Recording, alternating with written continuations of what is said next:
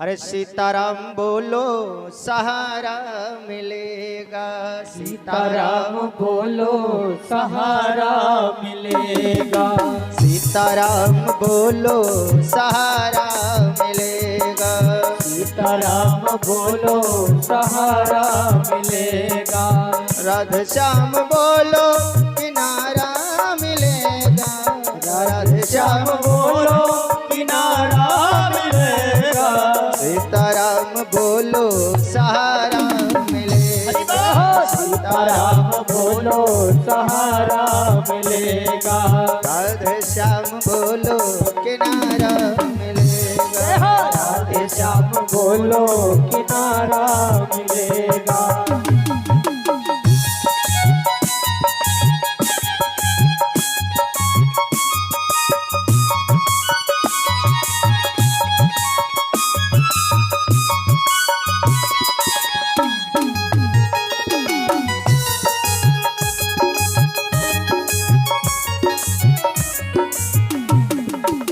बोलिए श्री सीताराम जी महाराज की जय हो। आइए पावन प्रसंग पर चलते हैं।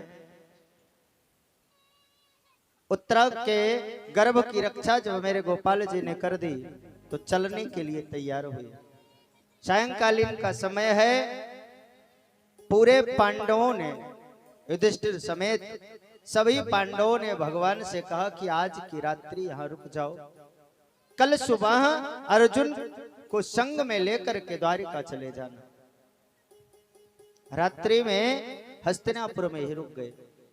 रात भर पांडव अत्यंत दुखी थे कि कल जिस गोविंद की कृपा से, जिस गोपाल जी की छत्र छाया के कारण मैंने महाभारत जैसे युद्ध को जीत लिया, कल मेरा गोपाल हम लोगों को छोड़ करके द्वारिका चला जाएगा। भगवान ने देखा कि युधिष्ठिर पांडवों समेत बहुत ज्यादा दुखित हैं, बहुत ज्यादा कष्ट में हैं। भगवान ने समझाना प्रारंभ किया। लेकिन एक बात है, जैसे आप लोग यहाँ पर बैठे हैं, अभी यही कथा कोई बड़ी बड़ी दाढ़ी मूछ वाला करता, बुजुर्ग संत करता तो समझ में ज्यादा आती। गोपाल जी युधिष्ठिर जी से छोटे हैं। अब कन्हैया समझा रहे हैं और युधिष्ठिर सोच रहे हैं मेरे मामा का लड़का है, अभी हमारे सामने नन्हा सा था और आज हमें प्रवचन कर रहा है, इसलिए बात समझ में नहीं आ रही है। सुबह हुई तो भगवान ने अपनी इसी बात को समझवाने के लिए युधिष्ठिर और पांडवों को शिक्षा दिलाने के लिए लेकर चल दिए भीष्म पितामह के पास। 18 दिन का महाभारत समाप्त हो चुका है। बाणों की सैया पर भीष्म पितामह पड़े हैं, रोम रोम बाणों से छिदा हुआ है। रक्त की लगभग बूंदें समाप्त हो चुकी हैं, रुधिर समाप्त हो चुका है, हाड़ मांस का सिर्फ लोथड़ा पड़ा हुआ है। इच्छा मृत्यु का वरदान है, इसलिए मौत नहीं हो रही है। आज गोपाल जी पांचों पांडवों को और द्रौपदी को साथ लेकर भीष्म पितामह के पास गए, जहां पर भीष्म पितामह सरसैया पर पड़े हुए थे। भीष्म पितामह ने दूर से देखा कि गोपाल पांडवों को लेकर के आ रहे हैं। जैसे ही देखा तो मन ही मन में प्रणाम किया। क्यों? क्योंकि हाथ नहीं जोड़ सकते, अंग प्रत्यंग बाणों से छिदा हुआ है, हाथ जोड़ नहीं सकते, इसलिए मन ही मन में प्रणाम किया और अपने मन में सोचा कि गोपाल आज मेरी मौत को सुधारने के लिए आ रहे हैं। मेरा जीवन जैसा गया गया कोई बात नहीं, लेकिन आज मेरी मौत को सुधारने के लिए स्वयं नारायण गोपाल जी आज मेरे सन्मुख आ रहे हैं। पांडवों को लेकर के भगवान पहुंचे, प्रणाम किया। युधिष्ठिर ने प्रणाम किया। गोपाल जी ने कहा कि ये आपका युधिष्ठिर आज भारत का सम्राट बन गया है, आप इन्हें आशीर्वाद दो और इन्हें कुछ ज्ञान दो। भीष्म पितामह ने कहा कि आपके होते हुए किसी को ज्ञान देने की आवश्यकता नहीं है। अरे कन्हैया, जिस समर में, महाभारत जैसे समर में तुमने अर्जुन को जो ज्ञान दिया, समय की गति बाधित कर दी। गीता जैसा ज्ञान देने वाला अगर साथ में हो तो भीष्म पितामह को ज्ञान देने की क्या आवश्यकता है। गोपाल जी ने कहा कुछ भी हो, लेकिन आप इनके कुल के श्रेष्ठ हो, इसलिए आप ज्ञान दो।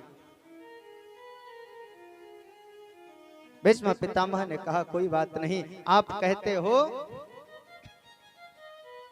तो जरूर कुछ ना कुछ बताएंगे। भीष्म पितामह ने कहना प्रारंभ किया, बोलना प्रारंभ किया। भीष्म पितामह ने कहा कि दान धर्मान राज धर्मान मोक्ष धर्मान विभागसः। भीष्म पितामह ने कहा पांडवों से कि राज का धर्म होता है, जो राजा होता है उसका भी धर्म होता है, दान करना भी धर्म होता है। इस शरीर से 3 प्रकार के दान हो सकते हैं, एक तन से, एक मन से और एक धन से। 3 प्रकार के दान हम आप भी कर सकते हैं। तन से दान, तन से दान का मतलब हुआ कहीं भी ऐसा दिव्य आयोजन हो रहा है, हम शरीर से उस आयोजन में शामिल हो जाएं। कहीं यज्ञादि कार्य हो रहे हैं, कहीं कोई धर्म का कार्य हो रहा है, कहीं कोई पूजा पाठ यज्ञ आदि हो रहा है, वहां हम तन से शामिल हो जाएं। तन से शामिल होने का अर्थ यह नहीं कि हम वहां भार बन के पहुंच जाएं। तन से शामिल होने का अर्थ यह है कि वहां की व्यवस्था देखें, जो भी हो सके। मन से शामिल होना, आप चाहे जहां हो लेकिन मन यहां पर लगा हुआ है, मन से आप शामिल हो कि अब वहां पर कथा प्रारंभ हो गई होगी, क्या बताएं, बार बार फोन करते हो, मन से शामिल हो, भैया हमारे लायक जो होगा बताना। और एक होता है धन से शामिल होना। ऐसे धार्मिक कार्य जहां कहीं भी हो रहे हो, धन से शामिल होना चाहिए, सहयोग करना चाहिए। तन पवित्र सेवा किए, धन पवित्र किए दान, और मन पवित्र हरि भजन सो हो यत्र विध कल्याण। 3 तरह से दान होता है, और कथा सुनने जो आते हैं उनसे भगवान की कृपा से ये तीनों दान ऑटोमेटिक हो जाते हैं। एक तो तन से दान कैसे हुआ, शरीर से यहाँ पर चल करके आए, पैर से चल करके आए, पांव धन्य हो गया, भगवान के दरबार में हाथ जोड़े, हाथ धन्य हो गया, भगवान की पावन लीला को श्रवण किया, कान धन्य हो गए, भगवान के विग्रह को देखा, आंख धन्य हो गई, संकीर्तन में ताली बजा करके संकीर्तन किया, जिह्वा धन्य हो गई, पूरा अंग प्रत्यंग आपका धन्य हो जाता है। कहीं भी ऐसा धार्मिक अनुष्ठान है तो वहां जरूर जाना चाहिए, आपका तन पवित्र हो जाएगा और धन पवित्र। आप कहीं भी जाओगे तो कुछ न कुछ भगवान के चरणों में अर्पित जरूर करोगे। धन का मतलब क्या होता है, धन है, धन प्राप्त करते हैं, धन को कहते हैं कर्म का फल। हम जो काम करते हैं उसी का फल के रूप में हमें धन की प्राप्ति होती है। अब धन की प्राप्ति हो गई हमें हमारे कर्म के फल के अनुसार, हमने जो भी काम किया उस काम का पारिश्रमिक मिल गया हमें, और जब हम उसमें से दान कर देते हैं तो उस कर्म का फल हमें भोगना नहीं पड़ता। क्यों? क्योंकि भगवान उसमें सहभागी हो जाते हैं। और मन से जब यहाँ पर आए हो तो मन भी जरूर लगेगा, क्योंकि गोपाल जी की कथा ही ऐसी है, गोविंद जी की लीला ही ऐसी है कि हठात अपनी ओर खींच लेती है। 2 भाई थे, 2 भाई थे,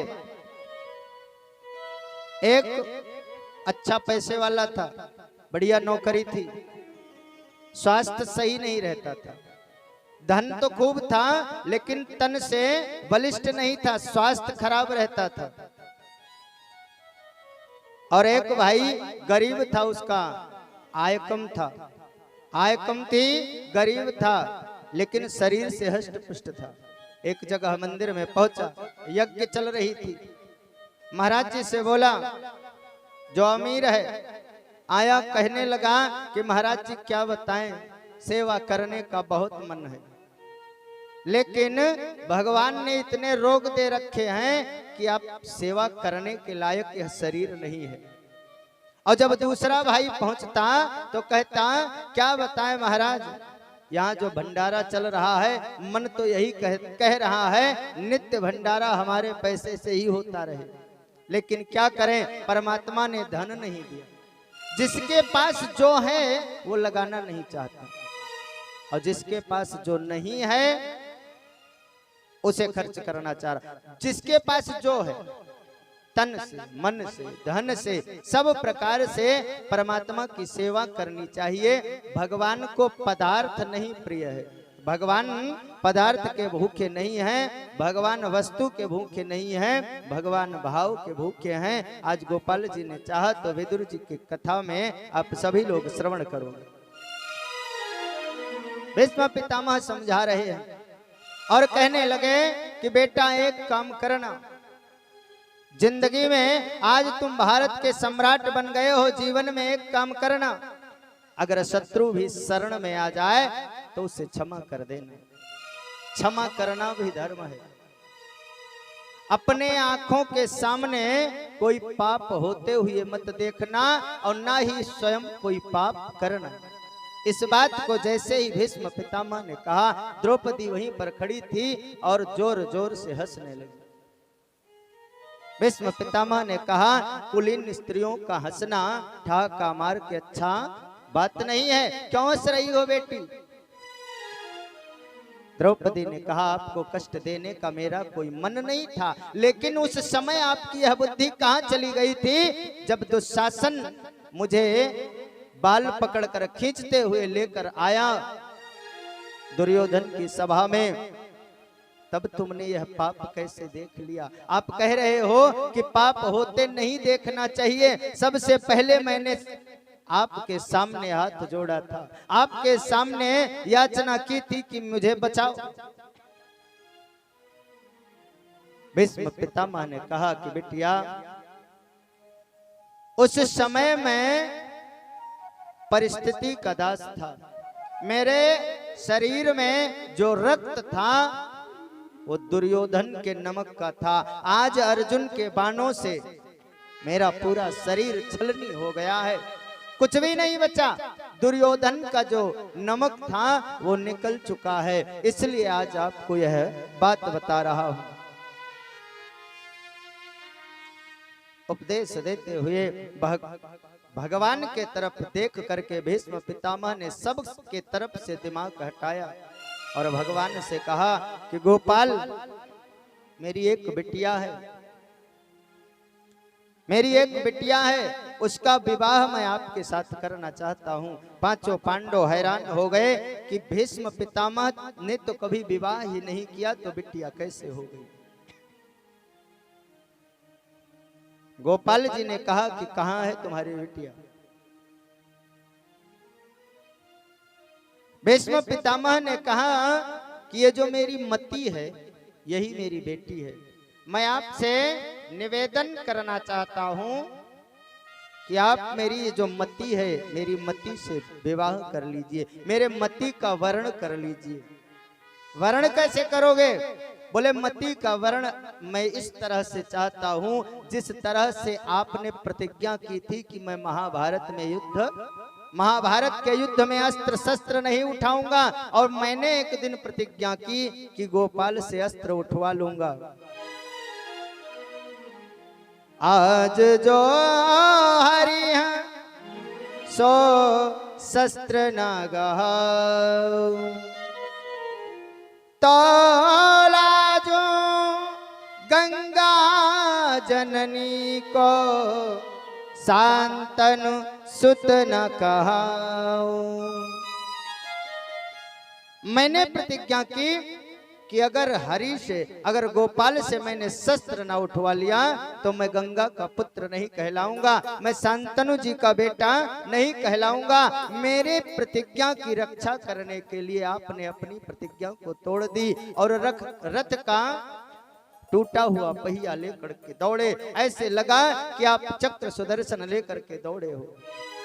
वही स्वरूप, वही झांकी, उसी झांकी से मैं अपने इस मति का विवाह करना चाहता हूँ।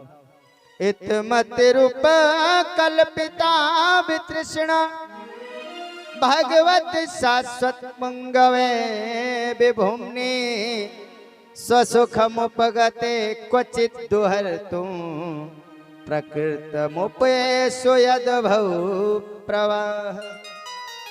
मैं अपनी तृष्णा को आपको दे रहा हूँ, मैं अपनी मति, अपनी बुद्धि को आपको समर्पित कर रहा हूँ, मैं अपना सर्वस्व आपको समर्पित कह रहा हूँ और यही चाहता हूँ कि आपके सामने, आपकी यह मनमोहनी झांकी के सामने मेरा प्राणांत हो जाए। भगवान ने कहा कि अभी आपको तो इच्छा मृत्यु का वरदान है, अब आपके पौत्र सम्राट बन गए हैं भारतवर्ष के, आप जब तक चाहो तब तक जीवित रह सकते हो। भीष्म पितामह ने कहा गोपाल अब ऐसी मौत हमारे जीवन में आने वाली नहीं है, आंखों के सामने आप खड़े हो, अब जीवन में कोई कामना नहीं रह गई और ऐसे शरीर से अब जिंदगी का कोई मतलब नहीं है। सूर्य नारायण भी उत्तरायण आ चुके हैं, अब मैं इस पंच भौतिक शरीर का त्याग करना चाहता हूँ। देहांत काले तुम सामने हो, मुरली बजाते मन को लुभाते, यह गीत गा कर तन न्याथ त्यागू, गोविंद दामोदर माधवेति। अब आपकी ये जो मनमोहनी छवि है, इसी को देखते हुए मैं अपने पंच भौतिक शरीर को छोड़ रहा हूँ। इतना कह करके भीष्म पितामह ने पंच भौतिक शरीर का त्याग कर दिया। भगवान के धाम से विमान आया और भीष्म पितामह अब भगवान के धाम को चले गए। युधिष्ठिर आदि पांडव सब रोने लगे, विलाप करने लगे। भगवान ने समझाया कि ये महापुरुष हैं, इनके जाने पर रोना नहीं चाहिए। लेकर के गए, अंतिम संस्कार किया। उसके बाद में गोपाल जी ने कहा कि अब हमें जाना है। गोपाल जी बैठे रथ पर सवार हुए, अर्जुन लेकर जा रहे हैं छोड़ने के लिए द्वारिका। गोपाल जी अर्जुन के साथ द्वारिका गए और जब रथ द्वारिका में पहुंचा, द्वारिका वासियों ने भव्य स्वागत किया कि आज मेरा गोपाल महाभारत जैसे महायुद्ध को अपने सारथी बन करके, जिसके पक्ष में था, अपने पक्ष को जिता करके लौटा है। पूरे द्वारिकावासी ने भगवान का भव्य स्वागत किया और गोपाल जी किसी को नहीं देखे, सीधा चले गए। कहां पर? अपनी माँ देवकी के कक्ष में। वहां पर देवकी और वसुदेव विद्यमान हैं। अपने माता पिता के चरणों में सर रख के गोपाल जी ने प्रणाम किया। भगवान की एक एक लीला हमें शिक्षा देती है। भगवान ने अपने माता पिता के चरणों में सर रख के प्रणाम किया। भगवान है, उन्हें प्रणाम न भी करते, राजकाज देख लेते, एक घंटा बाद प्रणाम कर लेते। प्रणाम करना चाहिए। प्रणाम करने से मिलता क्या है? लाभ चाहिए हम लोगों को। प्रणाम करने से मिलता क्या है? तो बोले 4 चीजें फ्री में मिलती हैं। एक बार सर झुकाने से, एक बार हाथ जोड़ लेने से, एक बार मत्था टेक लेने से 4 चीजें मुफ्त मिलती हैं। अभिवादनशीलस्य नित्यं वृद्धोपसेविनः, चत्वारि तस्य वर्धन्ते आयुर्विद्या यशो बलम्। आयु, विद्या, यश और बल, ये 4 चीजें मुफ्त मिलती हैं। किसी को प्रणाम करोगे तो यही तो कहेगा खुश रहो। और खुश तभी रहोगे जब आप शरीर से स्वस्थ रहोगे, जब आपके पास धन रहेगा, जब आपकी शरीर काम करेगा, आयु रहेगी। 4 चीजें मुफ्त में मिलती हैं। सर झुका करके बड़ों के सामने हमेशा सर झुका करके रखना चाहिए। बड़ों को प्रणाम करने से, अभिवादन करने से ये 4 चीजें मुफ्त में मिलती हैं। भगवान द्वारिका में रहने लगे। एक बार की बात है, भगवान से मिलने यमराज आए, स्वयं भेष बदल करके। बोले आपने जो अपनी आयु निर्धारित की थी वो पूर्ण होने को है। अब आपने स्वयं निर्धारित की थी, इसलिए अब आपको अपने धाम में चलना है। भगवान ने लीला रची और ऐसी लीला रची कि अर्जुन के देखते ही देखते सारे यदुवंशी समाप्त हो गए। आखिरी दिन की कथा में विस्तार से सुनोगे, प्रयास करेंगे सुनाने का। अर्जुन की आंखों के सामने सारे यदुवंशी समाप्त हो गए। भगवान ने अर्जुन से कहा कि अर्जुन, ये मेरी जो गोपिकाएं हैं, ये जो जितनी मेरी पत्नियां हैं, इनको ले जाकर के वृंदावन में राधा रानी के शरण में छोड़ देना, इनका कल्याण हो जाएगा। अर्जुन लेकर के चले और भगवान स्वयं भीलवन के रास्ते में गोपिकाओं को लूट लिया। अर्जुन रोते रह गए, कुछ नहीं कर पाए। वही गांडीव है, वही अर्जुन है, लेकिन बिना गोपाल के अर्जुन का गांडीव बेकार है, अर्जुन बेकार है। भीलन लूटी गोपिका, वही अर्जुन वही बान, सब कुछ वही है, लेकिन भगवान ने लीला करी। स्वयं भील बन करके आए, अपनी गोपिकाओं को छुड़ाया, अपनी पटरानियों को छुड़ाया और लेकर के चले गए। भगवान भी अपने धाम को चले गए। अब अर्जुन वहां पर रो रहे हैं, रोते रोते द्वारिका से विदा हुए। और इधर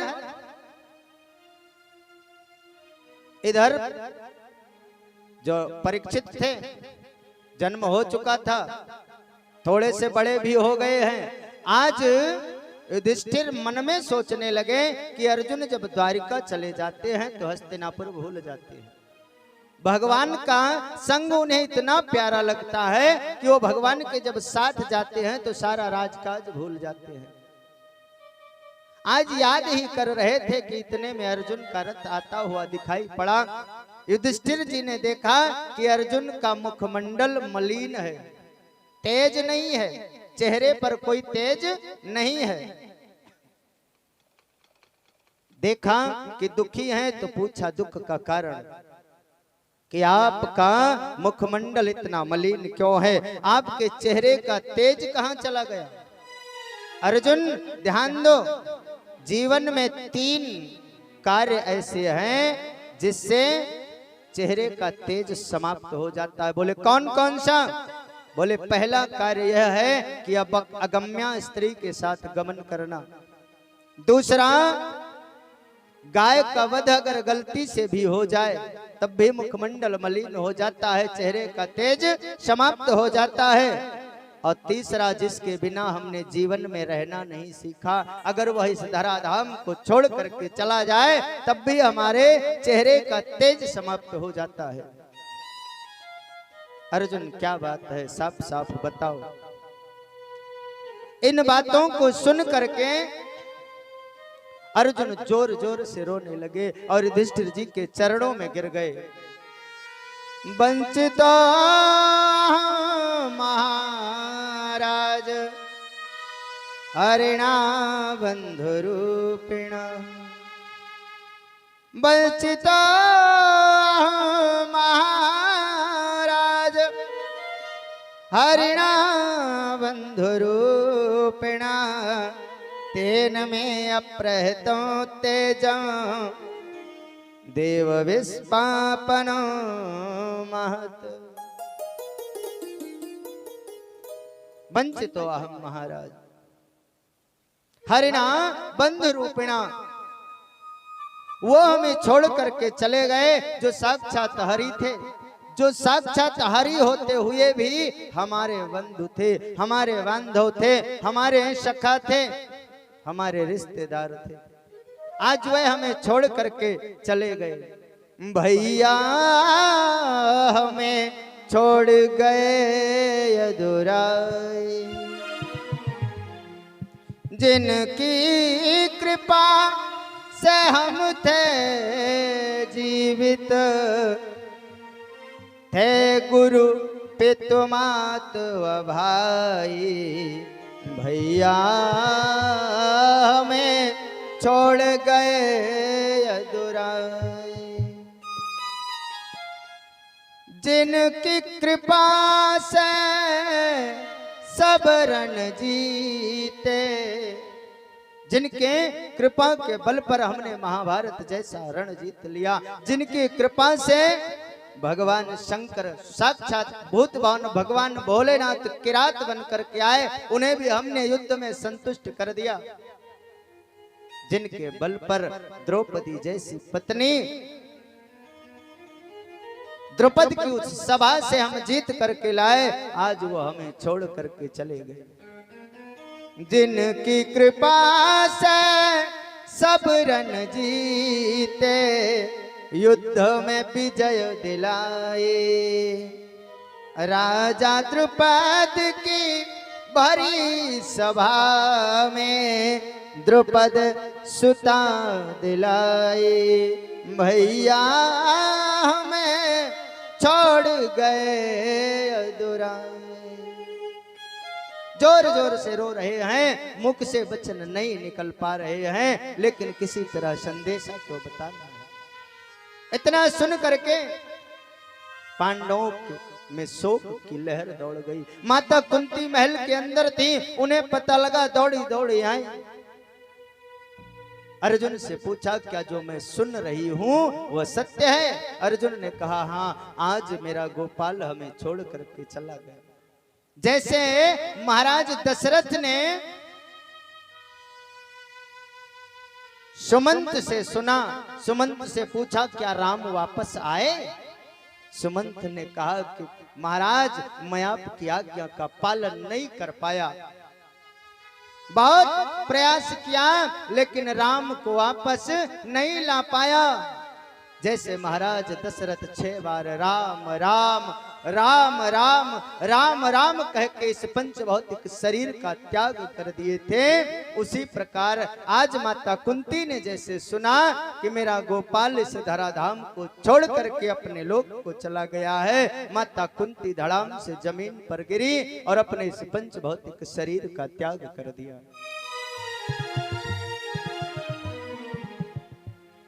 पांडवों ने सोचा, युधिष्ठिर ने विचार किया अपने सभी भाइयों से,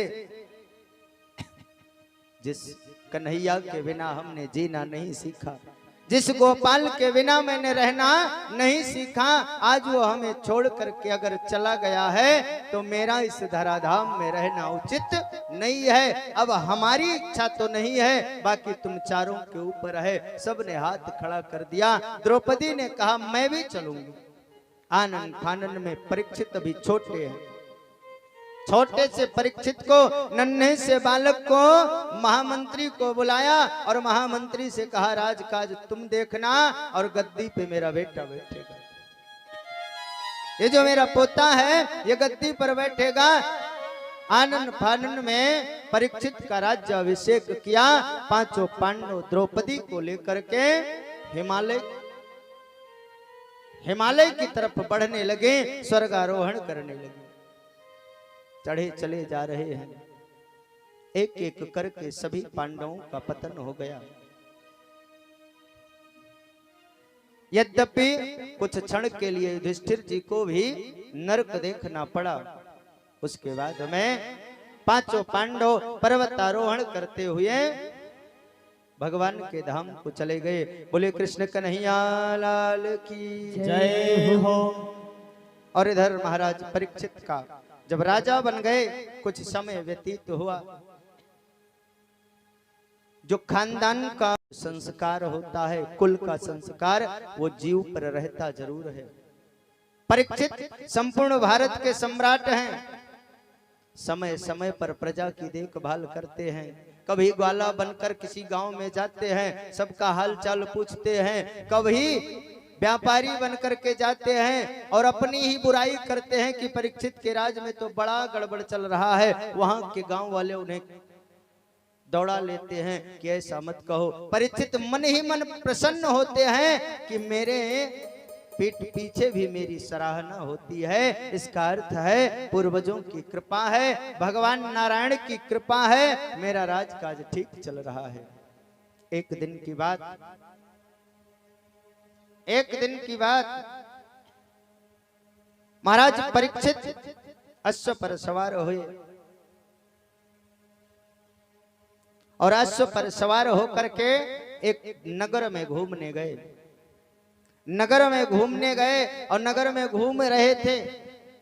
नगर निवासियों से पूछ रहे थे कि आपको हमारे राज्य में कोई कमी तो नहीं है? कोई कुछ नहीं कह रहा, कोई कुछ नहीं कह रहा। सब कहते महाराज अति उत्तम है, अति उत्तम है। महाराज वहां से जब लौट करके आए तो उनके मन में खुशी भी है और कहीं ना कहीं अहंग भाव भी है। आज महाराज परीक्षित अपने कोषागार में गए और वहां पर पहले का नियम था, जो राजा एक दूसरे पर चढ़ाई करते थे, उस राज्य को जब जीत लेते थे तो उस राजा का मुकुट लेकर के आते थे और अपने कोषागार में रख देते थे। परीक्षित गए अपने कोषागार में तो वहां पर एक सोने का बहुत सुंदर मुकुट था, उसे उठाया और कौतूहल बस अपने सिर पर रख लिया। वो मुकुट जरासंध का था। जरासंध, भीम ने जरासंध को मारा था, जरासंध का मुकुट था। कंस का ससुर है, अस्थि प्राप्ति का पिता है। जो कंस की पत्नियां हैं अस्थि और प्राप्ति, उनका पिता है जरासंध। जरासंध को भीमसेन ने मार दिया था, मारा था, युद्ध में द्वंद्व युद्ध हुआ था। आज उसी मुकुट को कौतूहल बस रखा अपने सिर पर और रथ पर बैठे और वन की ओर प्रस्थान कर दिए। सुदूर जंगल में शिकार खेलने के लिए चले गए। सुदूर वन में जब पहुंचे तो एक आश्चर्यजनक दृश्य देखा कि एक बैल है, 3 पैर पर खड़ा है। एक गौ माता है, गौ माता रो रही है बैल के कष्ट को देख करके। बैल और गाय दोनों आपस में बात कर रही थी। अभी तक सतयुग जब तक था तब तक हमारे 4 पांव थे। सतयुग में 4 पैर थे, सत्य, दान, दया और धर्म। सत्य का पैर समाप्त हो गया। शकुनी और कंस, शिशुपाल जैसों ने सत्य समाप्त कर दिया। एक पैर का मैं लंगड़ा हो गया। आगे घोर कलिकाल आने वाला है, अब तो मेरे एक पैर और कट जाएंगे और पता नहीं कलयुग का कितना प्रभाव होगा, मैं रहूंगा भी कि नहीं रहूंगा। दोनों आपस में बात कर रहे हैं और सामने एक काला कलूटा व्यक्ति खड़ा है, हाथ में नंगी तलवार लेकर। परीक्षित ने जब इस दृश्य को देखा तो रथ रोका और उस काले कलूटे व्यक्ति से कहा, तुम कौन हो? हमारे राज्य में घुसने का साहस तुमने कैसे कर लिया? तो उसने कहा, महाराज मैं कलयुग हूं, अब मेरा समय प्रारंभ हुआ है और आपके ही राज्य में मेरा समय प्रारंभ हुआ है। यह भगवान नारायण की इच्छा है, तो मैं क्या कर सकता हूं? मैं आया हूं। तो तुम धर्म और ये जो गाय, पृथ्वी रूपी गाय है, इसके पीछे क्यों पड़े हो? बोले इन्हीं के हैं, इनके पीछे नहीं पड़ूंगा। पृथ्वी पर ही मेरा राज्य होने वाला है, तो अगर पृथ्वी के पीछे नहीं पड़ूंगा, पृथ्वी पर नहीं आऊंगा तो आऊंगा कहां पर? परीक्षित ने कहा, पहले तो धमकाया, फिर उसके बाद में जब वह शरण में गिरकर गिड़गिड़ाने लगा, बोला कुछ स्थान दे दो मुझे, कोई स्थान दे दो, जहां दे दोगे उसी स्थान में पड़ा रहूंगा, आपका राज्य जब तक रहेगा। परीक्षित जी ने कहा, दूतम पानो स्त्रिया शूना यत्रा धर्म। जहां पर जुआ खेला जाता हो वहां जा करके रहो, जहां पर नशेड़ी लोग रहते हैं, शराब पिया जाता है, वहां जा करके रहो, जहां पर स्त्री का गमन होता है वहां जा करके रहो, और जहां पर किसी भी जीव की हिंसा होती हो, कोई भी जीव मारा जाता हो, तुम वहां जाकर के रहो।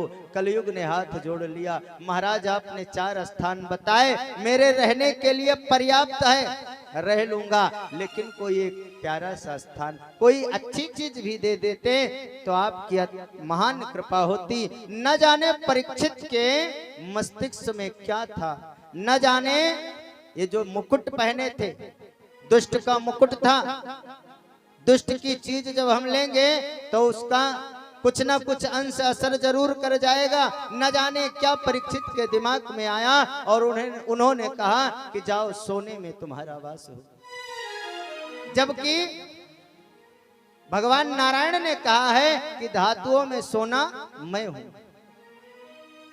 लेकिन कौन सा सोना?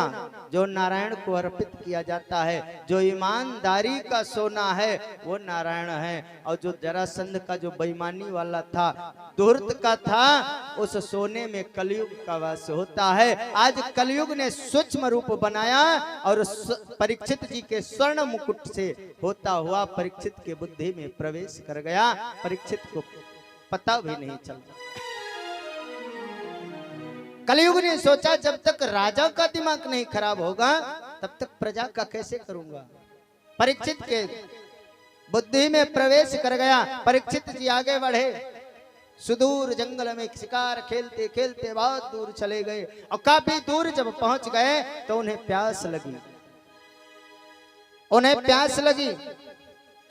इतने में एक आश्रम दिखाई पड़ा। वहां पर एक महात्मा है समीक जी, जो समाधि लगाए हुए बैठे थे, निर्गुण निराकार ब्रह्म की उपासना कर रहे थे। और समाधि की स्थितियां होती हैं, आंख बंद करके योग अभ्यास किया जाता है। और समाधि की उस स्थिति को समीक मुनि पार कर चुके थे, जिस स्थिति में इस लोक और उस लोक में कोई अंतर नहीं रह जाता। जीव ब्रह्म की निराकार ब्रह्म की उपासना में पार ब्रह्म में लीन हो जाता है। उसे यह आभास नहीं रह जाता कि मैं कहां पर बैठा हूं, किस आसन में बैठा हूं, सामने कौन है, कुछ पता नहीं चलता। समीक मुनि के सामने महाराज परीक्षित ने याचना की कि मुझे जल पिलाओ, मैं आपके आश्रम में आया हूं, यहाँ का मैं राजा हूं, आपके आश्रम में आया हूं, मुझे जल पिलाओ। महात्मा समाधि में थे, नहीं जान पाए। परीक्षित की बुद्धि में कलयुग पहले ही प्रवेश कर चुका है। आज परीक्षित ने एक मरा हुआ सर्प देखा, आश्रम के समीप पड़ा है, अपने बाण के सहारे से उठाया और समीक मुनि के गर्दन में लपेट दिया, लपेट करके वापस चले आए। एक बात बताएं,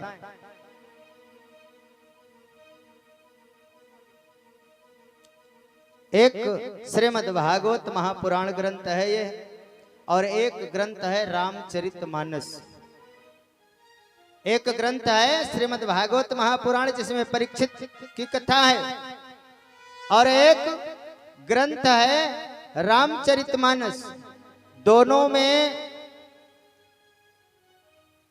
इसमें परीक्षित राजा से गलती हो गई, इसमें राजा परीक्षित से गलती हो गई, असली संत को नकली समझ बैठे और उन्हें श्राप लग गया 7 दिन में मरने का। और इधर रामचरितमानस में प्रताप भानु जी हैं, जिनका प्रताप सूर्य के समान है, जिनका प्रताप सूर्य के समान है, पृथ्वी के एक छत्र सम्राट हैं। उनसे गलती हो गई, उन्होंने नकली महात्मा को असली समझ लिया। दोनों खतरनाक है, दोनों स्थितियां खतरनाक हैं। नकली को असली समझ लिया किसने? प्रताप भानु में। हुआ क्या? राक्षस बनने का श्राप मिल गया ब्राह्मणों द्वारा। नकली को असली समझ लिया और इधर महाराज परीक्षित ने असली महात्मा को नकली समझ लिया और 7 दिवस में मरने का श्राप लग गया। हमें किसी साधु संत का सोच समझ करके किसी को देखो, सब राम राम सबसे करो, किसी का अपमान नहीं करना चाहिए। हमेशा ये जानना चाहिए कि ना जाने किस वेश में नारायण मिल जाए, कोई मतलब नहीं। हम ज्यादा मदद नहीं कर सकते तो राम राम करें, आगे बढ़े, न उनमें ज्यादा फंसना है और ना अपराध आपसे होगा। गाय बांध लो घर पे, ब्राह्मण अपने घर पे बुला लो, पंडित बुला लो, आचार्य बुला लो, संत बुला लो, अपने घर में गऊ खूंटे पर बांध लो। अगर उसका स्वागत सम्मान नहीं कर पाए, अगर आप गऊ को चारा नहीं दे सकते हो, तुम्हारी रोज पेशी रहती है अयोध्या में, तो गाय रखने से तुम्हें कोई मतलब नहीं, मत रखो। क्यों? क्योंकि तुम्हें वहां अदालत में हाजिरी लगानी है और अदालत में हाजिरी लगाने जाओगे तो गऊ की सेवा तुम कर नहीं पाओगे। अगर गऊ की सेवा नहीं कर पानी है, देवताओं की गोपाल जी को ले आते हैं शौक में, हमने देखा है आजकल फैशन चल रहा है, हाँ गोपाल जी को लाना चाहिए, लेकिन अपना नाश्ता हो गया और गोपाल जी अभी स्नान भी नहीं करा पाए तो बेकार है, क्यों लाते हो? देवताओं की स्थापना करो तो उनका ध्यान रखो, आचार्य पंडित विद्वान बुलाओ, उनका ध्यान रखो, साधु संतों को बुलाओ, अगर आमंत्रित करो तो उनका सम्मान करो। अगर गलती से भी सम्मान या किसी चीज की कमी रह गई है तो उनसे क्षमा मांगो,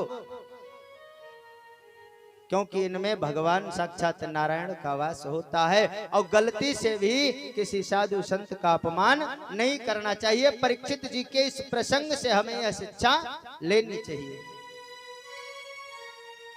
महाराज परीक्षित तो वापस चले गए और जब महल में पहुंचे, जैसे ही मुकुट उतार करके कोषागार में रखा और अपना मुकुट पहना और सिंहासन की ओर बढ़े, तैसे दिमाग तो चक्कर काटने लगा। अरे कितना बड़ा अपराध मैंने कर दिया, मैंने एक संत का अपमान कर दिया इस शरीर से।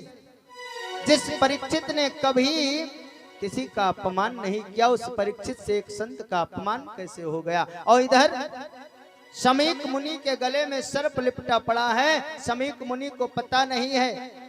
शमीक मुनि का बेटा श्रृंगी पास के जलाशय में स्नान कर रहा था, उसके जो सहपाठी थे छोटे छोटे बालक, वह दौड़ करके गए, बताया कि अभी एक राजा आए थे और तुम्हारे पिताजी से जल मांग रहे थे और जल जब आश्रम से नहीं मिला तो गले में सर्प डाल करके चले गए हैं। श्रृंगी महाराज उधर से दौड़े दौड़े आए, अभी बालक हैं, दौड़े दौड़े आए और देखा कि गले में मरा हुआ सर्प लिपटा हुआ है।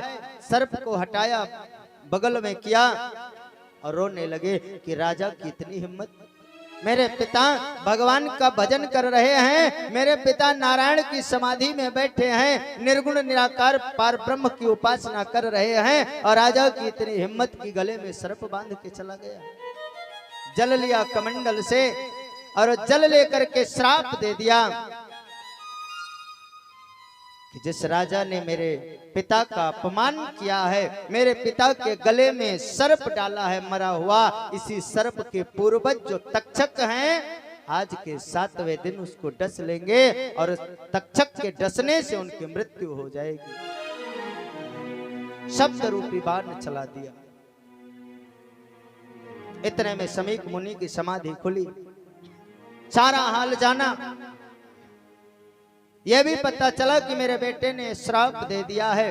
शमीक मुनि कहने लगे कि बड़े धर्मात्मा राजा हैं, बेटा कोई भी अपने घर में मेहमान आए तो उसे जल पिलाना हमारा कर्तव्य बनता है, हमसे गलती हुई, हमारे महाराज आए, इतने धर्मात्मा राजा हैं, ऐसा राजा पृथ्वी पर दूसरा होने वाला नहीं है। ऐसे धर्मात्मा राजा का हमने सम्मान नहीं किया।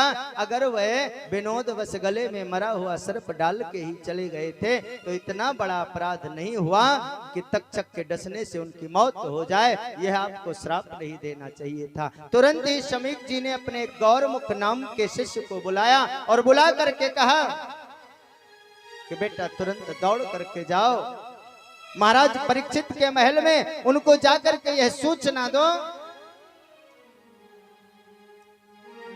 कि शमीक मुनि के लड़के श्रृंगी ने आज एक बहुत भारी गलती कर दी है, वो अपने मुक्ति का कोई उपाय ढूंढ ले।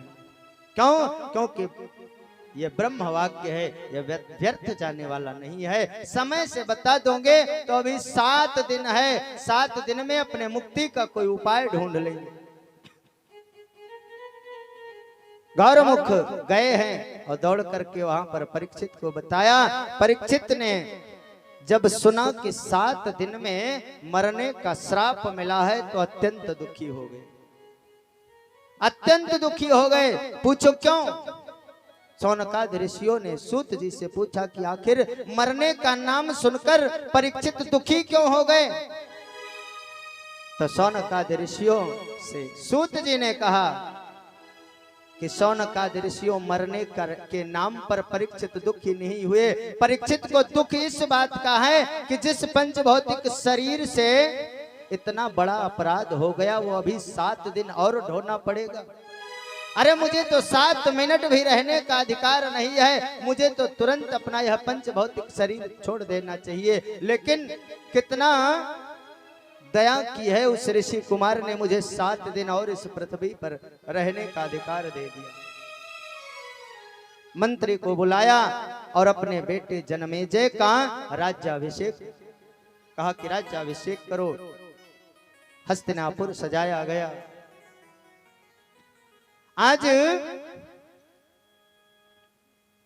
महाराज परीक्षित की जो पत्नी है वो आई, आखिर पूछने लगी कि नगर में इतनी सजावट क्यों हो रही है? बोले कि आज जनमेजय का राज्याभिषेक है। और एक बात बताऊं महारानी, मैं आपको एक बात बताना चाहता हूं, इस पूरे पृथ्वी पर कोई भी व्यक्ति ऐसा नहीं है जो अपने सीने पर हाथ रख के ये कह दे कि अगले पल मैं जीवित रहूंगा। लेकिन इस धरती पर, इस दुनिया में मैं एक अकेला ऐसा व्यक्ति हूं कि 7 दिन तक काल भी मेरा कुछ नहीं बिगाड़ सकता। क्यों? क्योंकि ऋषि कुमार ने आशीर्वाद दिया है, श्राप नहीं कहा, आशीर्वाद दिया है कि 7 दिन के बाद मुझे तक्षक डसेगा। जनमेजय को राजगद्दी पर बिठाया और स्वयं घर से निकल पड़े। आए हैं गंगा जी के किनारे, आए हैं गंगा जी के किनारे। गंगा जी का पावन तट है, उसी पर एक पेड़ के नीचे, बट वृक्ष के नीचे बैठ गए। और जब वृक्ष के नीचे बैठे, संतों को पता चला कि परीक्षित को 7 दिन में मरने का शाप लगा है। जो सुने परीक्षित की ओर दौड़ पड़े। हर ओर से आज चारों दिशाओं से परीक्षित को दिखाई पड़ रहा है। कहीं से पराशर जी आ रहे हैं, कहीं से जमदग्नि जी आ रहे हैं, कहीं से शौनकादि ऋषि आ रहे हैं। नाना जितने ऋषि महात्मा उस समय थे सभी आ रहे हैं। परीक्षित मन ही मन प्रसन्न हो रहे हैं। किसी ने पूछा कि आप खुश क्यों हो रहे हो? बोले प्रसन्न मैं इसलिए हो रहा हूं, मुझे खुशी इस बात की है कि आज के 7वें दिन अगर मरने का ये जो आशीर्वाद ब्राह्मण कुमार ने दिया है, अगर ये आशीर्वाद न मिला होता तो इतने महात्मा, इतने संत जनों का दर्शन ये परीक्षित कर पाता। अपने पूरे जीवन में ऐसा संभव नहीं था। क्यों? क्योंकि राज का कार्य करता कि महात्माओं के दर्शन करता। आज उस ऋषि कुमार की वजह से इतने उच्च कोटि के महात्मा हैं, ये सभी लोग हमें दर्शन देने के लिए आ रहे हैं। सब महात्मा बैठे हुए हैं। परीक्षित जी वटवृक्ष के नीचे गंगा जी के किनारे बैठे हुए हैं। सभी एक दूसरे से सलाह कर रहे हैं। जितने महात्मा बैठे हैं सभी एक दूसरे से सलाह कर रहे हैं, आखिर कौन सा अनुष्ठान किया जाए कि परीक्षित का उद्धार हो जाए। आखिर ऐसा कौन सा व्रत किया जाए। जीव को हमें ऐसे ही होना चाहिए। हमारे दर्द को उठाने के लिए समाज दौड़ पड़े, हमारी पीड़ा को कम करने के लिए हमारा समाज दौड़ पड़े, यह हमारे कर्म होने चाहिए। यह परीक्षित जी का कर्म है। परीक्षित की कथा मानव की कथा है, हमारी और आपकी कथा है। हमारे कर्म ऐसे होने चाहिए, हमारे द्वारा किया गया कार्य ऐसा होना चाहिए कि हमारा ये जो समाज है, अगर हमारी उंगली में दर्द हो तो समाज हमारे दर्द को महसूस करे। अगर हमें कोई कष्ट हो तो हमारा समाज हमारे लिए दौड़ पड़े।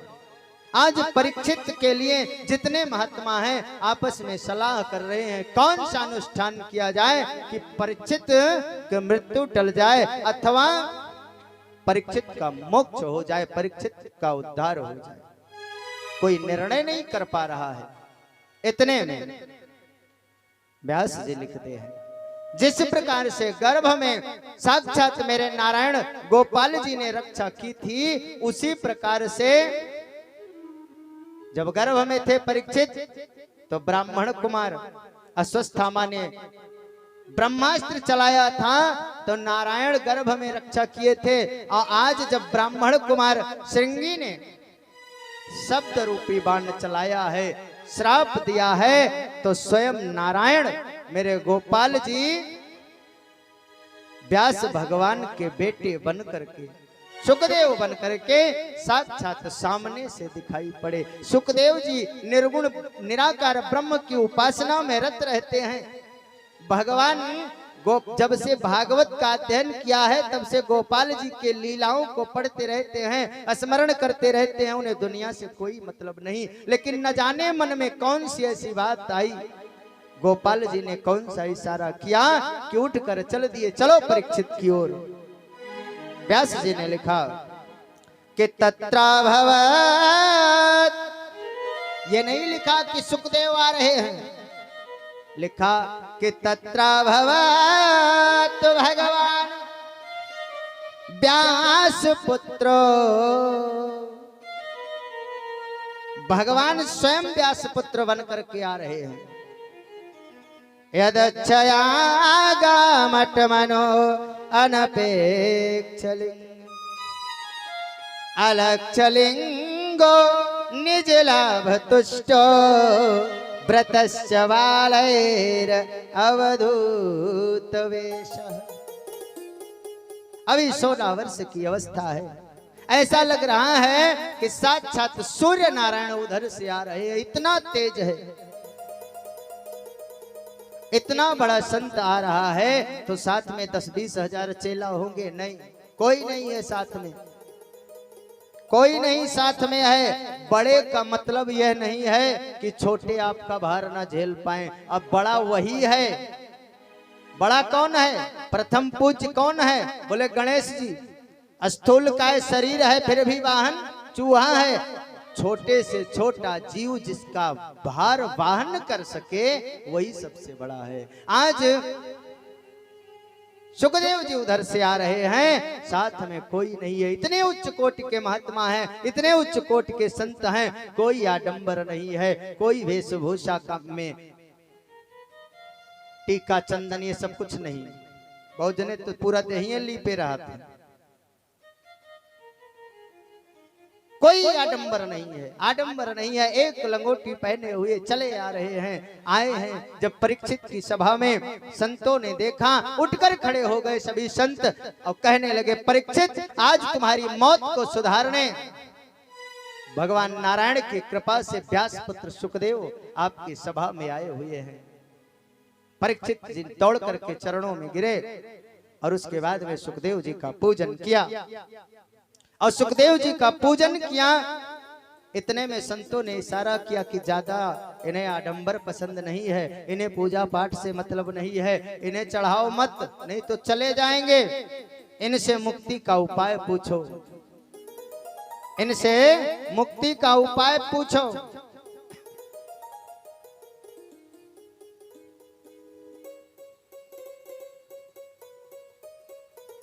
मुक्ति का उपाय परीक्षित ने कहा कि महाराज मुझे 7 दिन में मरने का श्राप लगा हुआ है। ऐसाम संस्मरणात् पुंस सत्या शुद्धयन्त वैग्रह मुझे 7 दिन में मरने का श्राप मिला हुआ है, 7 दिवस में तक्षक डसेगा, मैं मर जाऊंगा, मुझे क्या करना चाहिए? आप यह बताओ कि जल्दी मरने वाले को क्या उपाय करना चाहिए? अतः प्रक्षामि संसिद्धं योगीनां परमं गुरु पुरुषस्येह यत्कार्य म्रियमाणस्य सर्वदा। जल्दी मरने वाले को क्या करना चाहिए? कितना सुंदर प्रश्न है। सबको जल्दी ही मरना है, सबको जल्दी मरना है। 8वां दिन किसी के लिए परमात्मा ने बनाया ही नहीं है। 7 दिन, सोमवार से जोड़ो तो रविवार तक, मंगलवार से जोड़ो तो सोमवार तक, 8वां दिन बना ही नहीं। इसी 7 दिन में इस दुनिया से सबको चला जाना है, 8वें दिन किसी को नहीं मरना है। अब परीक्षित जी का तो निश्चित है, और हमारा आपका तो ये भी नहीं निश्चित है कि सुबह होनी है कि नहीं होनी है। भगवान तो कहीं कहीं शिफ्ट में निपटा देते हैं। पता लगा कि भूकंप आया और एक शिफ्ट निकल गए 10-20 हजार की संख्या में, एक ही बार में। बोले कृष्ण कन्हैया लाल की जय हो। 7 दिन में मरने का श्राप दिया, सबको 7 ही दिन में मरना है। 7 दिन में मरना है परीक्षित को। परीक्षित जी ने प्रश्न किया कि जल्दी मरने वाले को क्या करना चाहिए? तुरंत उधर से जवाब आया। सुखदेव जी जवाब देने लगे, अभी तक कहां कहां भागवत हो रही थी, कोई बता सकता है? भागवत महापुराण में कथा के माध्यम से कहां कहां भागवत हो रही थी? एक तो नैमिषारण्य में हो रही थी, एक आनंद नाम के तट पर भागवत हो रही है, एक नैमिषारण्य में हो रही है, शौनकादि ऋषि सुन रहे हैं, सूत जी कह रहे हैं, और एक भागवत हो रही है गंगा जी के आनंद नाम के तट पर। शौनकादि ऋषि सनत सनंदन सनातन सनत कुमार कथा कह रहे हैं, और देवर्षि नारद कथा सुन रहे हैं, भक्ति महारानी कथा सुन रही हैं, ज्ञान और वैराग्य कथा श्रवण कर रहे हैं। और आज से भागवत अब कहने लगे सुखदेव जी और सुनने लगे परीक्षित जी। परीक्षित जी ने प्रश्न किया कि जल्दी मरने वाले को क्या करना चाहिए? अब सुखदेव जी उत्तर दे रहे हैं कि तस्मात् भारत सर्वात्मा भगवानीश्वरो हरि श्रोतव्या कीर्तितव्यश्च स्मर्तव्यश्च भयम्। जल्दी मरने वाले को सिर्फ एक काम करना चाहिए।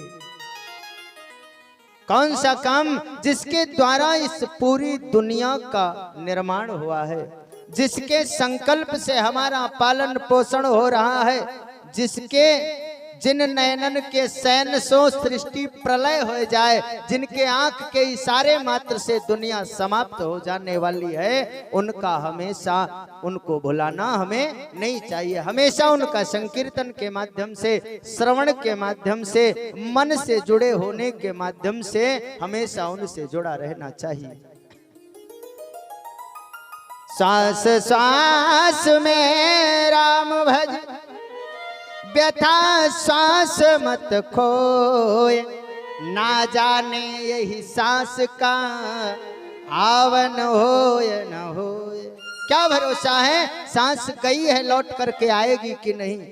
बोले महाराज बताए जा रहे सांस सांस में राम भज। कौन? अगर राम भजेंगे सांस सांस में तो घर का काम तुम्हारे घर वाले करेंगे। कैसे होगा? कैसे होगा? संतों ने उपाय बताया। कौन सा उपाय? शाम को जब लेटो तो हम सांस लेते हैं तो एक सांस बाहर जाती है और एक अंदर आती है। तो नियम बनाओ, जब सांस बाहर को जाए तो रा कहो, सांस में मन में कहो रा, और जब सांस वापस खींचो मुख बंद करो तो मां कहो।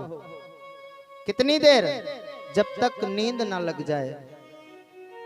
अब कहेंगे लोग कि महाराज फेसबुक चलाने से फुर्सत नहीं है, ये राम कब कहेंगे? अगर 1 घंटा रोज जब तक नींद ना लगे तब तक सांसों पे रा और माँ अगर साध ले गए, ये दैनिक भजन माला डुलाना ये सब चीज एक दिन ऐसा आता है इस शरीर का कि हाथ काम नहीं करेगा, माला क्या खाक काम करेगी।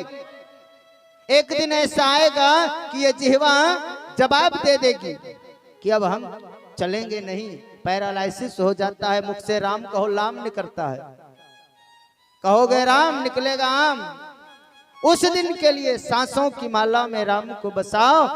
जब इस शरीर की ऐसी स्थिति आए कि ना हाथ चल पा रहे हैं, ना आंख चल पा रही है, ना जुबान चल पा रही है, फिर भी हमें अपने कर्मों का फल तो भुगतना ही है, हमारी सांस चल रही है। और जब सांस चलेगी और सांसों पे आपके रा और माँ सदा है तो आपका हरनिश संकीर्तन चलता रहेगा। बोले कृष्ण कन्हैया लाल की जय हो। बाबा ने भी लिखा है कि कर से करम करो विधि नाना, कर से करम कर विधि नाना, कर से करम करो विधि नाना, कर से करम कर विधि नाना, मन राखो जहाँ कृपा निधाना, मन राखो जहाँ कृपा निधाना, मन राखो जहाँ कृपा निधान। हाथों से काम करते रहो, किसने रोका है? बाबा ने उत्तरकांड में लिखा कि यही कली काल न साधन दूजा, कोई दूसरा साधन नहीं है। फिर कौन सा है? बोले जोग यज्ञ जप तप व्रत पूजा, 6 चीजों के अलावा और कुछ नहीं है। किसी ने बाबा से पूछा महाराज जोग की बात करते हो? अरे 5 मिनट के लिए माला जपने बैठते हैं, मेरा मन दिल्ली से लंदन तक सैर कराता है, योग कौन करेगा? जप कौन करेगा? तपस्या कौन करेगा? बोले जोग जप तप नहीं कर सकते, फिर बोले यज्ञ करो। महाराज यज्ञ राजा महाराजा आदि कराते थे। यज्ञ साधारण पुरुष के बस की बात नहीं है, हम यज्ञ भी नहीं कर सकते। बोले यज्ञ भी नहीं कर सकते, तब जप नहीं कर सकते, तप नहीं कर सकते, यज्ञ नहीं कर सकते, योग नहीं कर सकते, फिर बोले व्रत करो। बोले महाराज 7 दिन की भागवत में एक टाइम का उपवास नहीं हो पाता, व्रत कितने दिन कर पाऊंगा? व्रत भी नहीं हो सकता। बोले पूजा करो, महाराज पूजा भी नहीं हो सकती। मासा पारायण 7 महीना में समाप्त होता है, कैसे पूजा करें? फिर बोले आखिर ये 6 चीज नहीं कर सकते? बोले नहीं, अगली चौपाई लिखी। कौन सी? बोले राम ही सुमिरिया गाय राम ही, राम ही सुमेरिय गाय राम है, राम ही सुमिरिया गाय राम ही, राम ही सुमेरिय गाय राम है, संतत सुनहि राम गुण ग्राम ही, संतत सुनाए राम गुण राम है, संतत सुनहि राम गुण ग्राम। राम जी का सुमिरन करो, कर से कर्म करो विधि नाना, मन राखो जहाँ कृपा निधाना। अपने काम करते रहो, भगवान का नाम जप करते रहो, भगवान का भजन करते रहो।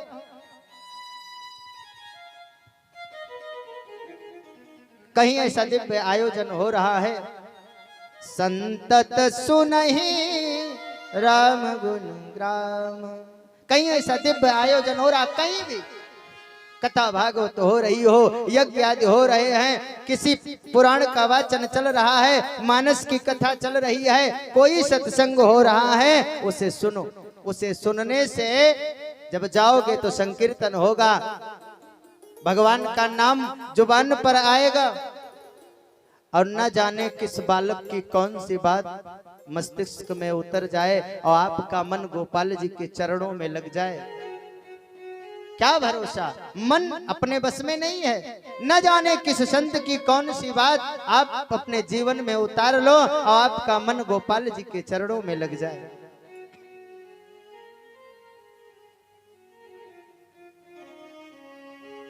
बताया कि भगवान का भजन करते रहो। भगवान का भजन करने का नियम बता रहे हैं सुखदेव जी। सबसे पहला नियम, जित सनो जित श्वासो। अगर भगवान का भजन करना है तो सबसे पहले आसन को जीतो। एक आसन पर ज्यादा देर तक बैठने की आदत डालो। जितासनो जित श्वासो जित संगो जितेन्द्रिया स्थूले भगवतो रूपे मना संसारे ध्येय। आसन को जीतो। एक आसन पर ज्यादा देर तक बैठने का अभ्यास करो। जित श्वासों, एक श्वास में ज्यादा से ज्यादा नाम स्मरण करने का प्रयास करो। बोले जित संगो, अपनी संगत अच्छी बनाओ। ने अगर संगत आपकी गड़बड़ है तो जवानत ले वो अपने साथी का कि भगवान के भजन करे। वो संगत अच्छी बनाओ। जित संगो जितेंद्रिया। और जब आपका सब कुछ सही रहेगा तो आपके इंद्रियां आपके वश में रहेंगी। सुबह उठो, दोनों हाथ खोल करके सभी देवी देवताओं का अपने इन हाथों पर दर्शन करो। सबके पर्वत इन्हीं हाथों में बने हुए हैं। सबका स्थान इन्हीं हाथों में बना हुआ है। क्राग्रे वसते लक्ष्मी कर मध्य सरस्वती करमूले स्थितो ब्रह्मा प्रभाते कर दर्शनम। सुबह हाथ का दर्शन करो और हाथ का दर्शन करोगे और हाथ में इतने देवी देवताओं का जब दर्शन करोगे, क्राग्य बसते लक्ष्मी कर मध्य सरस्वती कर मूले स्थितौ ब्रह्मा प्रभाते कर दर्शनम। जब इतने देवी देवताओं का आप ऐसे आंख बंद करो, एक बार ऐसे हाथ देखो, आंख बंद करो कि हाथ में माता सरस्वती हैं, हाथ में माता लक्ष्मी हैं, हाथ में हमारे हमको बनाने वाले हमारे माता पिता ब्रह्मा आदि देवता हमारे इसी हाथ में है। और जब आंख बंद करके देखोगे तो दिखाई पड़ेंगे। और जब इतने देवताओं का दर्शन सुबह ब्रह्म वेला में आप करोगे तो आपका वह दिन शुभ ही जाएगा। ऐसा महापुरुष लोग बताते हैं। नियम बताया और उसके बाद में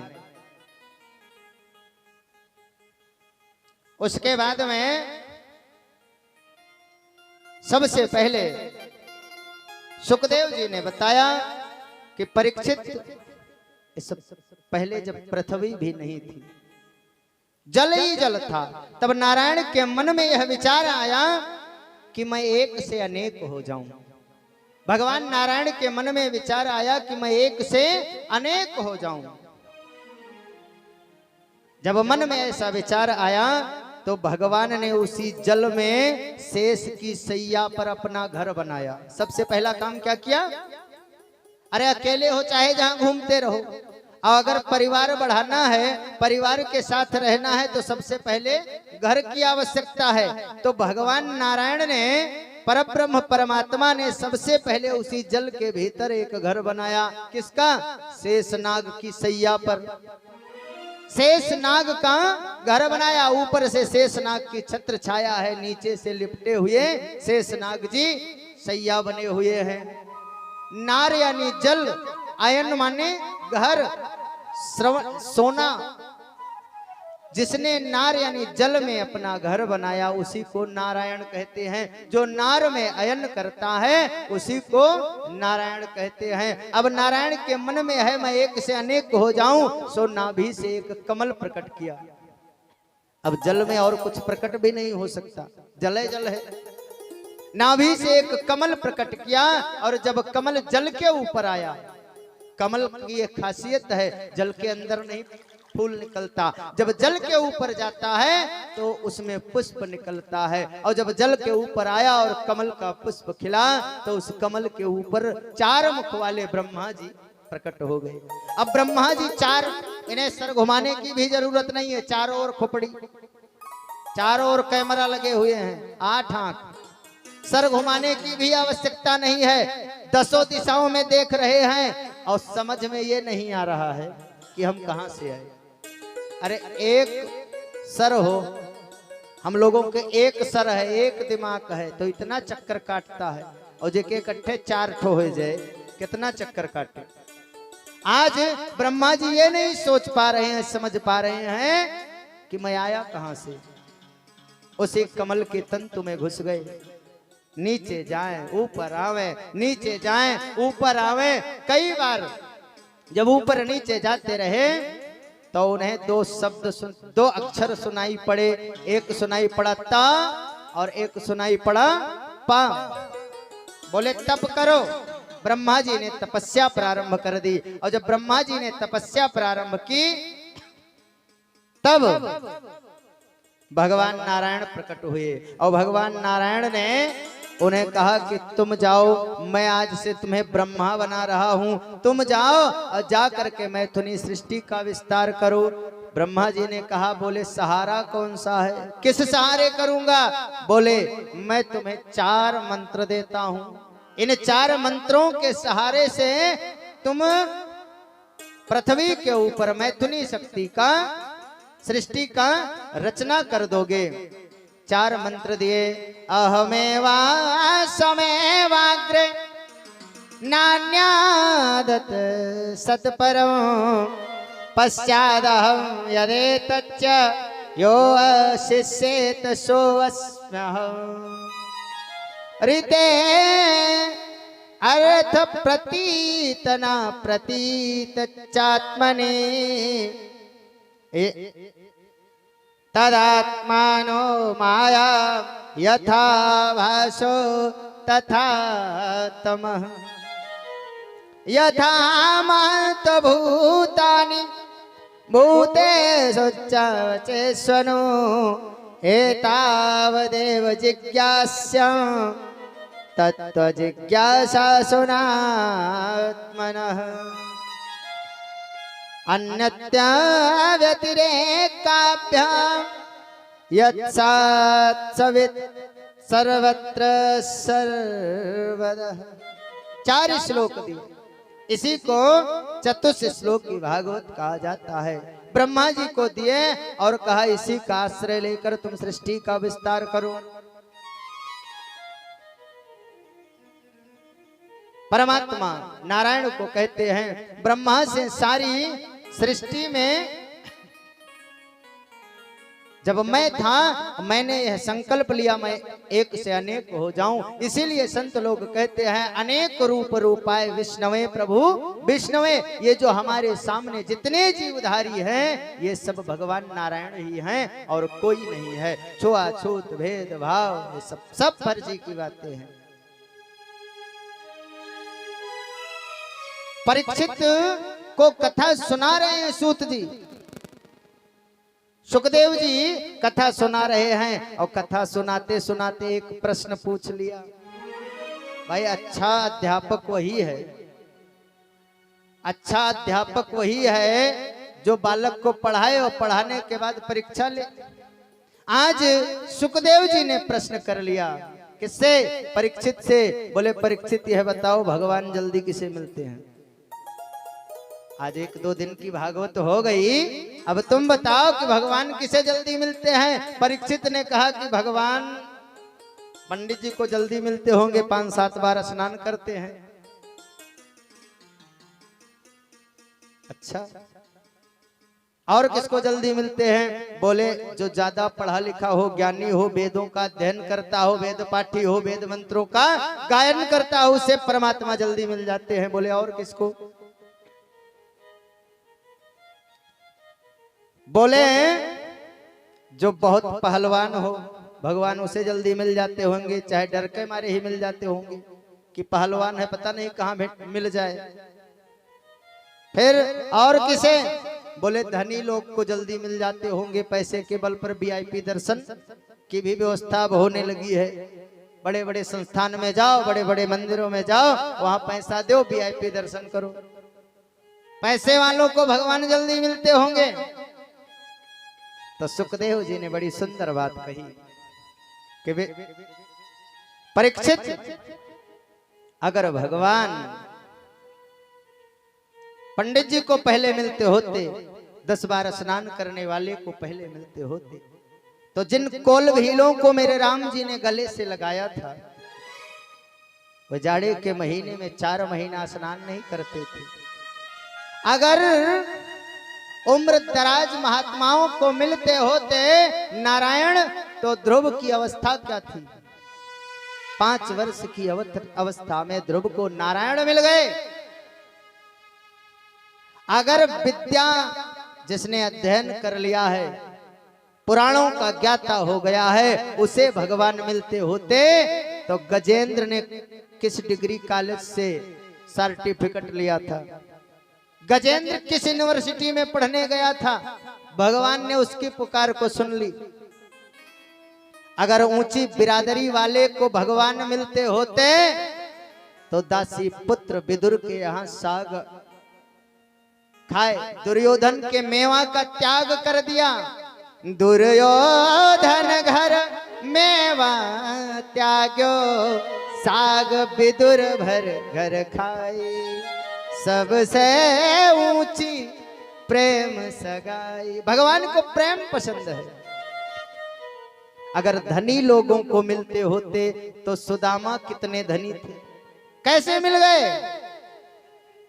भक्तया तुष्यति केवलं परमया भक्ति प्रयोर माधवा। भगवान को सिर्फ भक्त पसंद है, आडंबर नहीं पसंद है। व्याधस्या चरणम ध्रुवस्य चवयौ विद्या गजेन्द्रस्य का जाति विदुरस्य यादव पते और उग्रस्य किं पौरुषम कुब्जाय किम किम तत्र रूपमधिकं किं तत्सुदामनो धनो भक्तया तुष्यति केवलं परमया भक्ति प्रयोर माधव। रूपवान को अगर भगवान मिलते होते, तो कुब्जा का उद्धार करने नहीं जाते। अगर पहलवानों को भगवान मिलते होते, तो उग्रसेन का कितना पौरुष था। बेटे ने ही बंद कर दिया था जेल में, और कंस को मारने के बाद सबसे पहले अपने नाना उग्रसेन के पास गए हैं गोपाल जी।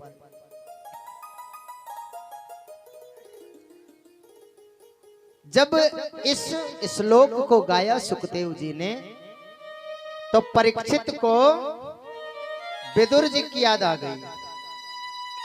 बोले महाराज, आप विदुर जी के बारे में कुछ जानते हो तो बताओ। सुखदेव जी ने कहा कि विदुर जी ऐसे भगवान के परम भक्त हैं जिनका नाम भागवत जी में है। भागवत में उनका नाम श्रद्धा से लिया जाता है। इसलिए मैं विदुर का प्रसंग, और तुम्हारे कुल से संबंधित हैं, इसलिए विदुर का प्रसंग मैं आपको जरूर सुनाऊंगा।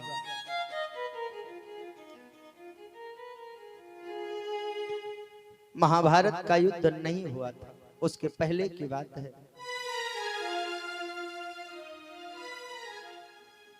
पांडव जुए में अपना सब कुछ हार गए। 12 वर्ष का वनवास और 1 वर्ष का अज्ञातवास करके आ गए। आने के बाद अपना राज्य वापस मांग रहे हैं। किससे? दुर्योधन से।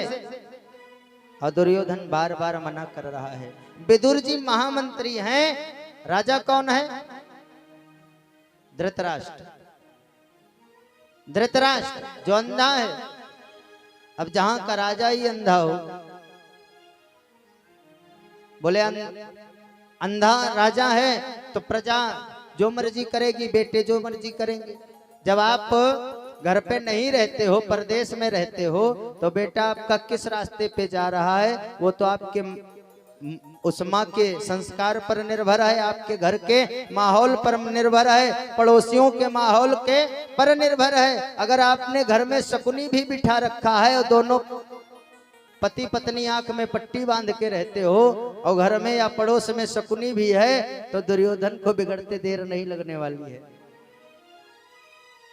जब दुर्योधन ने सब कुछ देने से मना कर दिया, तब विदुर जी महामंत्री हैं, गए हैं राजा के पास। किसके पास? धृतराष्ट्र के पास। और हाथ जोड़ करके कहने लगे, यदा तु राजा स्वसुतान साधु पुष्यन्य धर्म विनष्ट दृष्टि। आप महाराज, मैं आपसे आपका छोटा भाई होने के नाते नहीं, मैं इस राज्य का महामंत्री हूं इसलिए भी नहीं, मैं इस घराने का जिम्मेदार व्यक्ति हूं इसलिए भी नहीं, मैं इस राष्ट्र का नागरिक होने के नाते आपसे निवेदन करने आया हूं कि आप ये जो पुत्र मोह में अंधे हो रहे हो, दुर्योधन के प्रेम में अंधे हो रहे हो, ये सर्वथा अनुचित है। महाराज, एक बात हम आपको बताएं, अगर एक नगर को नष्ट कर देने से पूरा देश बच रहा हो तो उस देश को बचा लेना चाहिए और नगर को आग लगा देनी चाहिए। अगर एक गांव को नष्ट करने से पूरा जिला और मंडल बच रहा हो तो उस गांव को नष्ट कर देना चाहिए। और खानदान में एक व्यक्ति का त्याग कर देने से अगर पूरा खानदान बच रहा हो, सिर्फ एक व्यक्ति का त्याग करने से पूरा खानदान बच रहा हो, तो महाराज उस एक व्यक्ति का त्याग कर देना चाहिए। ये सब चीजें धृतराष्ट्र को विदुर जी समझा रहे थे कि इतने में उधर से दुर्योधन का आगमन हो गया। दुर्योधन ने सुना कि मेरे खिलाफ मेरे बाप को, धृतराष्ट्र को, महाराज को ये विदुर जी बहला रहे हैं, उल्टा सीधा पट्टी पढ़ा रहे हैं। घूम करके आया, बोले क्या कह रहे हो? मेरे बारे में चर्चा चल रही है। विदुर जी से आज नहीं रहा गया, बोले तुम्हारे ही बारे में बात कर रहा था। दुर्योधन ने कहा कि मेरे कृपा से तुम्हें महामंत्री का पद मिला है, मेरे ही राज्य का अन्न खाते हो, मेरी ही कृपा के पात्र हो और तुम मेरी बुराई कर रहे हो, निकल जाओ यहां से। विदुर जी ने कहा कि मैं यहां रहना भी नहीं चाहता, जहां पर इतना अन्याय हो रहा हो ऐसे घर में मैं रहना भी नहीं चाहता। आज विदुर जी ने एक पल में अपना महामंत्री का जो पद था त्याग दिया, बिल्ला टोपी दे दिया दुर्योधन को, लो अपना पद, जिसको मर्जी दो, मैं जा रहा हूं, मैं एक पल भी रुकने वाला नहीं हूं। अपनी धर्म पत्नी को साथ में लिए और लेकर के चल दिए। कहां जाना है ये भी नहीं पता है। राज्य सुख अभी तक मिल रहा था, महामंत्री है, और महामंत्री का पद छोड़ करके अपनी पत्नी का हाथ पकड़ा और चल दिए, ये भी नहीं पता है कि कहां जाना है।